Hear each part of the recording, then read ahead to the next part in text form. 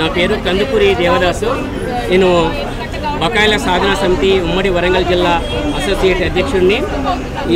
ఈ బకాయిలు అనేటువంటిది ఏ విధంగా పేరుకుపోయినాయి అంటే, కేసీఆర్ ప్రభుత్వము 58 సంవత్సరాల నుండి 61 సంవత్సరాలు అనేటువంటిది మా యొక్క వయసును పెంచడం జరిగింది.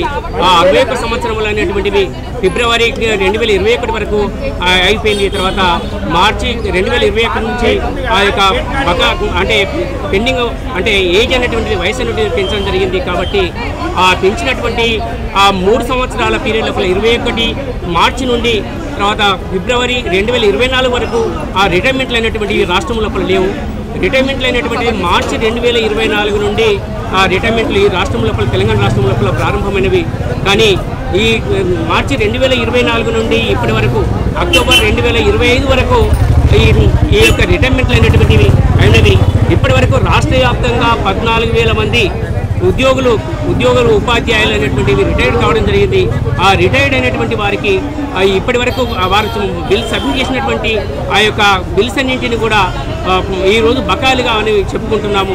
ఆ బకాయిలు అనేటువంటిది దాదాపుగా ఒక్కొక్కరు సర్వీసులో ఉన్నప్పుడు చిన్న ఉద్యోగం నుంచి మొదలుకొని గ్రూప్ 1 ఆఫీసర్ వరకు కూడా ఆ ఉద్యోగాలు అనేటువంటిది చేయడం జరిగింది.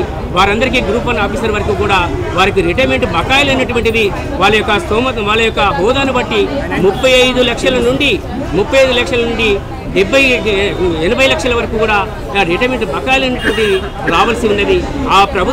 ఈ ప్రభుత్వము ఏవైతే ప్రజాప్రభుత్వం అనే పేరుతోటి ఈ రేవంత్ రెడ్డి ప్రభుత్వం అనేటువంటి రావడం జరిగింది. రేవంత్ రెడ్డి ప్రభుత్వము అధికారంలోకి రాకముందు తన ఎన్నికల మేనిఫెస్టోలో కూడా కొన్ని ఉద్యోగ ఉపాధ్యాయులకు హామీలు ఇవ్వనటువంటిది ఇవ్వడం జరిగింది. మేము కనుక అధికారంలోకి వచ్చిన వెంటనే 6 నెలల లోపల నేను పిఆర్సీ ప్రకటిస్తాను ఉద్యోగులకు అని చెప్పారు. ఇంతవరకు ఆ పిఆర్సీ అనేటువంటిది 2023 జూలై నుండి పిఆర్సీ ఇవ్వాల్సినది. ఆ పిఆర్సీ అనేటువంటి ఊసే లేదు, దాని విషయమే మాట్లాడడం లేదు. అదేవిధంగా అప్పటి వరకు పెండింగ్లో ఉన్నటువంటి 3 డిఏలు ఏకకాలం లోపల నేను చెల్లిస్తానని చెప్పారు. అప్పటి వరకు ఉన్నటువంటి 3 డిఏలు ఇప్పుడు 5 డిఏలుగా పెండింగ్గా ఉన్నవి. తర్వాత మళ్ళీ 6వ డిఏ కూడా రాబోతున్నది. ఇప్పటి వరకు కూడా ఆ డిఏలు మనకు చెల్లించకుండా చేస్తున్నారు. అదేవిధంగా మాకు హెల్త్ కార్డ్స్ అనేటువంటిది నగదు రహిత హెల్త్ కార్డ్స్ అనేటువంటిది వెంటనే ఇస్తానని చెప్పారు. నగదు రహిత హెల్త్ కార్డ్స్ అంటే కార్పొరేట్ ఆసుపత్రుల లోపల ఆసుపత్రికి పోయిన వెంటనే వారికి ట్రీట్మెంట్ చేస్తూ తర్వాత ఆ విధంగా మాకు ఉచితంగా ఆ యొక్క ట్రీట్మెంట్ అనేటువంటి చేయాల్సి ఉన్నది. తర్వాత ఈరోజు నగదు రహిత ఆ హెల్త్ కార్డ్స్ అనేటువంటిది లేకపోవడం వల్ల ఈరోజు చాలా మంది పెన్షనర్లు బాధపడుతూ ఆసుపత్రుల లోపల కోలుకోలేక తర్వాత డబ్బులు చెల్లించలేని స్థితి లోపల లక్షలు వెచ్చించలేని స్థితి లోపల చాలామంది ఈరోజు చనిపోవడం జరిగింది. ఈరోజు రాష్ట్ర వ్యాప్తంగా ఇప్పటి వరకు 26 మంది ఉద్యోగ ఉపాధ్యాయులు అనేటువంటి చనిపోవడం జరిగింది. ఈ విధంగా 26 మంది రాష్ట్ర వ్యాప్తంగా చనిపోయినప్పటికీ ఈ ఉద్యోగుల పట్ల ఈ యొక్క పెన్షన్ల పట్ల ముఖ్యమంత్రి గారికి ఏమాత్రం దాలి కనికరమైనటువంటిది లేకుండా పోతున్నది. తర్వాత అదేవిధంగా మీరు ఎన్నికల మేనిఫెస్టోలో పెట్టినటువంటివి తర్వాత ఏకకాలం లోపల రిటైర్డ్ అయినటువంటి వారికి బకాయిలు ఏమైనా ఉన్నట్లయితే మీరు వెంటనే చెల్లిస్తానని చెప్పారు. కానీ ఇంతవరకు కూడా ఆ హామీ అయినటువంటిది నెరవేర్చకుండా ఇప్పటి వరకు ఈ విధంగా 26 మందికి ప్రాణాలకు మీరు చనిపోవడానికి కారణమయ్యారు. ఈ యొక్క చావులకు ప్రభుత్వమే బాధ్యత వహించాల్సి వస్తుంది. ముఖ్యంగా ఈ 20 నెలల కాలం ఈ 26 మంది ముఖ్యంగా మాకు రావాల్సినటువంటి ఆ యొక్క బకాయిలు అయితే ఏవైతే ఉన్నాయో ఈ దాదాపుగా ఇప్పుడు చెప్పిన విధంగా 35 లక్షల నుంచి 80 లక్షల వరకు కూడా కొంతమంది హోదాను బట్టి వాటి రాలేని పరిస్థితుల వల్ల వారు అనేక విధాలుగా ఆర్థిక సంక్షేమాలు కొట్టుమిట్లాడుతూ తర్వాత వాళ్ళ యొక్క పిల్లల పెళ్లిళ్ళు చేయలేక వాళ్ళకు కట్టుకున్నటువంటి ఇండ్ల రుణాలు చెల్లించలేక బయట తెచ్చినటువంటి వారికి అప్పులు చెల్లించలేక తర్వాత బ్యాంకు ఈఎంఐలు చెల్లించలేక పిల్లలు చదువుకు తెచ్చినటువంటి ఆ యొక్క విద్యా రుణాలను చెల్లించలేక తర్వాత ఈ విధంగా వారు అనారోగ్యంతో బాధపడుతూ అనారోగ్యంకి తర్వాత వాళ్ళు ఆసుపత్రుల లోపల ట్రీట్మెంట్ చేసుకోవడానికి డబ్బులు లేక కూడా వాళ్ళు ఆ విధంగా ఆవేదనతోటి మానసిక క్షోభతోటి ఈ విధంగా చనిపోవడం అనేది జరిగింది. తర్వాత 26 మంది ప్రభుత్వాన్ని మేము కోరేది ఏమిటంటే మార్చి 2024 నుండి మార్చి 2024 నుండి రిటైర్డ్ అయినటువంటి అక్టోబర్ 2025 వరకు రిటైర్డ్ అయినటువంటి ఈ ఉద్యోగ ఉపాధ్యాయులందరికీ కూడా దాదాపుగా 13,000 మంది ఉంటారు. మీరు గణాంకాలు తీయండి. ఆ గణాంకాల ప్రకారం 13,000 మందికి రావాల్సినటువంటి ఆ బకాయిలన్నింటినీ కూడా ఏకమొత్తంలో కూడా మాకు చెల్లించాలని మేము ప్రధానంగా డిమాండ్ చేస్తూ ఉన్నాం. సో ఇంకా కొంతమంది ఉన్నారు, ఇంకా వారు ఏం చెప్తారో అడిగి. నా పేరు కళారి మోగేశ్వర్. నేను రిటైర్డ్ ఎంప్లాయీస్ అసోసియేషన్ బకాయిల సాధన కమిటీ ఉమ్మడి వరంగల్ జిల్లా ప్రధాన కార్యదర్శి. మేడం, ఇవాళ మేము విశ్రాంత ఉద్యోగులను అవిశ్రాంత పోరాటం కోసం ఇవాళ విశ్రాంతి తీసుకొస్తుంటా రోడ్ల మీద పడే పరిస్థితి ఇవాళ ఈ ప్రభుత్వం. ఇవాళ ఈ ప్రజాపాలన పేరుతో ఏర్పడిన ప్రభుత్వాన్ని ఇవాళ గద్దె మీదకి తీసుకొచ్చడానికి ప్రధాన కారణం ఉద్యోగులు ఉపాధ్యాయులు. దానికి ప్రధాన కారణం ఏంటి? గత ప్రభుత్వం ఉద్యోగుల పట్ల ఉద్యోగుల విధి నిర్వహణ పట్ల నిర్లక్ష్యం వహిస్తే కనీసం జీతాలు ఇవ్వలేని పరిస్థితుల పట్ల ఆ ప్రభుత్వం వాళ్ళు ఎన్నికలు ఇచ్చిన హామీ మేరకు 3 సంవత్సరాలు పెరిగింది. ఆ 3 సంవత్సరాల లోపల మీరు తీసుకునే డబ్బులు ఏంటిది? మాకు అప్పుడు రిటైర్ అయితేనే 50 లక్షల దాకా వచ్చేది. ఆ 50 లక్షల మిక్తితో ఎంత చేసాం మేడం? ఆ 50 లక్షలు కూడా కనీసం మాకు ఆ 50,000 రూపాయలు వెనక్కి వస్తాయి. ఆ 50,000 రూపాయలు పెన్షన్ ఇస్తాను. ఆ మిత్తే మాకు జీతంగా ఇచ్చింది. ఆ డబ్బులను అట్లాపి గత ప్రభుత్వం ఏం నిర్ణయించిందంటే మేము మళ్ళీ అధికారంలోకి రాము కదా, వచ్చిన ప్రభుత్వం తీసుకుంటారు. మళ్ళీ అధికారంలోకి వచ్చే ప్రభుత్వం తెలుసు వాళ్ళు లోటు బడ్జెట్ తోటి ప్రభుత్వంలో అధికారంలోకి వచ్చినాక ఈ లోటు పూడ్చడానికి ఏం చేయాలి? మాకు హామీ ఇచ్చింది ఎన్నిక లోపల మేము గతం లోపల పెండింగ్ పడిన బిల్లులన్నింటినీ విడుదల చేస్తా, మీ బిల్లులను 6 నెలల లోపల అధికారంలో రాగానే విడుదల చేస్తా అని చెప్పి హామీ ఇచ్చింది. ఇలా ప్రభుత్వం ఇచ్చిన హామీనే మేము అడుగుతున్నాం. చేసినాము. మేము ప్రభుత్వ యొక్క ఎమ్మెల్యేల దగ్గరికి మా దగ్గర ఉమ్మడి వరంగల్ జిల్లా ఉన్న ఎమ్మెల్యేలను ఎంపీలను అందరినీ కలిసి మేము వినతిపత్రాలు కలెక్టర్ల ద్వారా ప్రభుత్వాన్ని వినతిపత్రాలు ఇక్కడికి వచ్చి ప్రభుత్వం యొక్క ముఖ్యమంత్రి యొక్క ప్రత్యేక సలహాదారుడు నరేందర్ రెడ్డి గారికి ఇంటికి వెళ్ళి ఆయన వినతిపత్రం ఆయనతో పాటు సెక్రటరియట్ లోపల సీఎం పేసీలో కూడా వినతిపత్రాలు ఇచ్చినాము.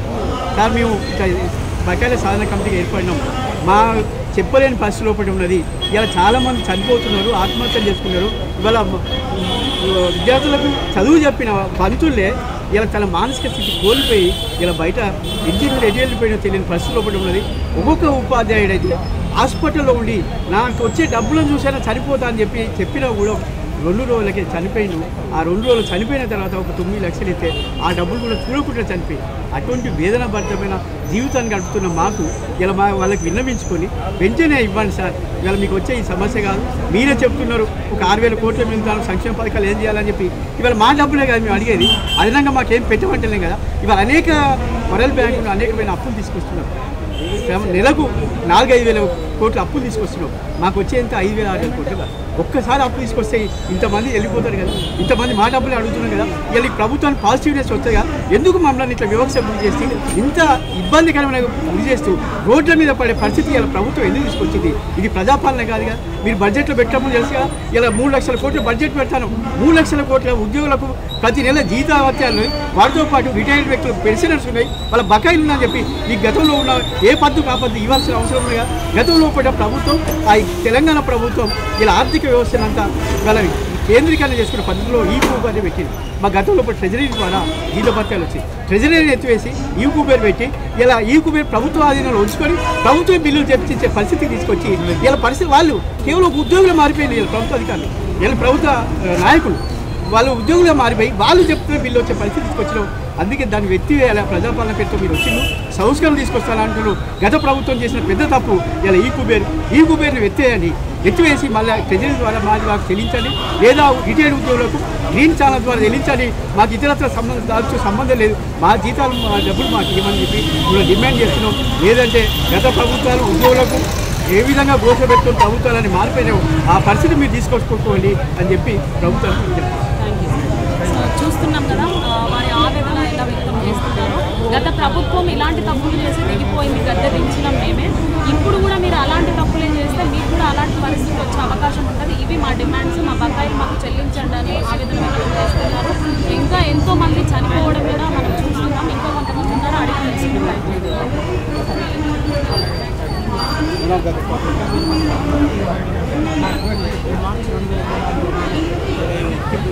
నేను 40 సంవత్సరాలు హాస్పిటల్ రన్ చేశాను. డెడికేటెడ్గా ప్రభుత్వం ఏ నిబంధనలు ఏ స్కీమ్స్ పెట్టి ఆ స్కీములు పాఠశాలలో అమలు చేసి ఒక ఉద్యోగిగా ప్రధానోపాధ్యాయులుగా ఒక మండలాధికారి చేశాము. మరి ప్రభుత్వం యొక్క బాధ్యత, ప్రభుత్వం తండ్రి లాంటిది, ఉద్యోగులు కొడుకులు వాళ్ళ కొడుకుల్ని ఆ కుటుంబాన్ని సంక్షేమం చూడాల్సిన బాధ్యత ప్రభుత్వాన్ని. అటువంటి ప్రభుత్వం మరి ఉద్యోగుల పట్ల, ముఖ్యంగా రిటైర్ అయిన వారి పట్ల చాలా నిర్లక్ష్యం వ్యవహరిస్తూ వారి యొక్క మనోవేదనకు గురి చేస్తూ ఉన్నారు. ఎంతోమంది చనిపోతున్నారు. మరి ఇప్పటికే 20 మంది చనిపోయారు. ఇంకెంతమంది చనిపోతారో కనీసం ప్రభుత్వం దగ్గర ఒక నిర్దిష్టమైన ప్రణాళిక అనేది లేదు. పేమెంట్ ఎలా చేయాలి, వీళ్ళకి ఎలా విడుదల చేయాలనేది ప్రణాళిక లేదు. ఒక నెలలో ముందు ఫస్ట్ డేట్ ఫస్ట్ అనేటువంటి ఒక స్కీమ్ పెట్టుకుంటే అది క్లియర్ అయిపోతూ ఉంటుంది. ఈ రోజు వరకు కూడా ప్రభుత్వం దగ్గర ఎటువంటి ఒక షెడ్యూల్ లేదు. వీళ్ళకి ఎప్పుడు ఇద్దాము, ఎట్లేద్దామని షెడ్యూల్ లేదు. అది చాలా బాధాకరంగా ఉంది. ఎన్ని సంవత్సరాలకు వస్తాయో, ఈ ప్రభుత్వం మారిందా కూడా వస్తే రావా అనేటువంటి నైరాశ్యంలో ఉద్యోగులందరూ పడిపోయారు. ముఖ్యంగా పెన్షన్స్ ఈ వయసులో ఆ ఉద్యోగులు మీకు పెన్షన్స్ కూడా రావడం లేదు. పెన్షన్ వస్తున్నాయి. ఎన్ని సంవత్సరాలు 20 నెలలుగా అయిపోయింది. గతంలో మార్చి 21 కంటే ముందు రిటైర్మెంట్స్ ఉన్నాయి. ఆ తర్వాత ఆగిపోయింది. గత ప్రభుత్వం దాన్ని ఏజ్ పెంచారు. పెంచడం వల్ల రిటైర్మెంట్స్ లేవు.